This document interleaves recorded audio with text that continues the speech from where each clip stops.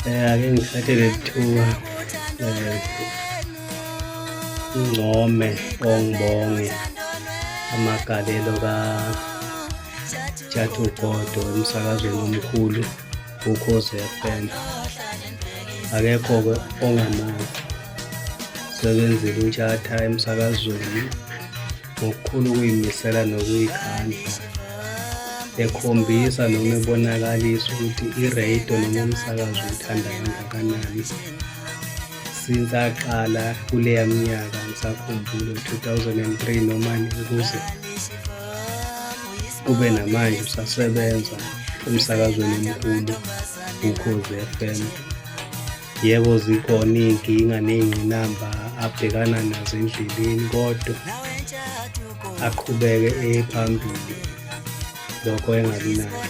Indaba yami ibheke kakhulu kusigiya ngengoma, okuwuhlelo olungena njalo ngoMgqibelo ngo-9 to 12.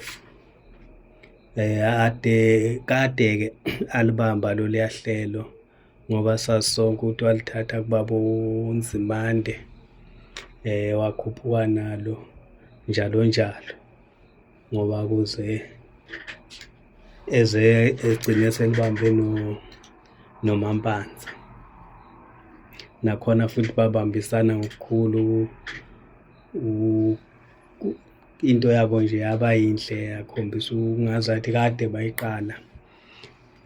Kuyaziwa ukuthi la kuthinte khona uNgobe kusuke sekuthinte esinye isandla lapha, ngoba umbhobho uyawuthanda futhi uyayimisela uma uke wabekwa phambi kwakhe umfo kaNgobe. Ngizothi nje ukulokhungwa noma ukutholakala komuntu okungena uKhathide, umuntu o-replace uBK, umfo kaMchunu lapha, naye ade esebenza ngokuy'khandla elithanda uhlelo lukaMaskandi, introducer nje namaciko amancane asemasha, kukuhle nje. Mina ngizothi esayidini likaNgobe, ngizothi noMaskandi uhambe nawo kakhulu, wayibona ney'ngqinamba ey'khona kuMaskandi nokukhuluma okukhona. Yabo nje uMaskandi-ke uney'nkinga nokukhuluma nje, la kunamabhinca khona kunokukhuluma nje. Ngiyathemba nawe uNgobe umfutho ayenawo kuleya minyaka leya esawuqala uMaskandi, ekhuphuka nawo uMaskandi, ubusungekho kangako, ngoba uMaskandi kuthe ekuhambeni kwesikhathi naye wagcine wamphula umoya ngoba ubesethola ney'nhlamba kunjeya, yabo. Ngiyathemba naye enhlizweni yakhe ukuthi dwe uma kuthiwa hhayi akakathi ukuthi ayebambele lolu hlelo lakhe benoSelby balidrayiva lingena ngo-3 to 6, ngoba la kuMaskandi nami bengize ngimzwele iy'nhlamba, kuthukwana lapha. Ngiyabona kuthiwa kuney'ngoma ey'ngadlalwa, abantu besho ukuthi uchemile. Lokhu ukuthukana nje ngiyamjabulela mina uKhathide ukuthi akhishwe nje kule nto kaMaskandi, ngoba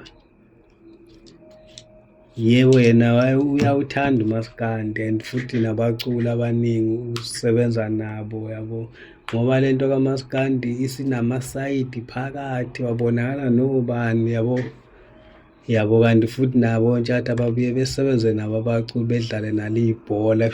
Naye nje leyo nto yokuthi akasekho uMaskandi izomkhululekisa, izomenza nje abe free, ngoba useyazi nje ukuthi no, mina le nto kaMaskandi angikho ukuthi nje ngizoshaya uMaskandi, usezowufaka nje lapha kuleyo hlelo loli, angazi kule ngosi ethi, angazi usomatekisi khona lapho.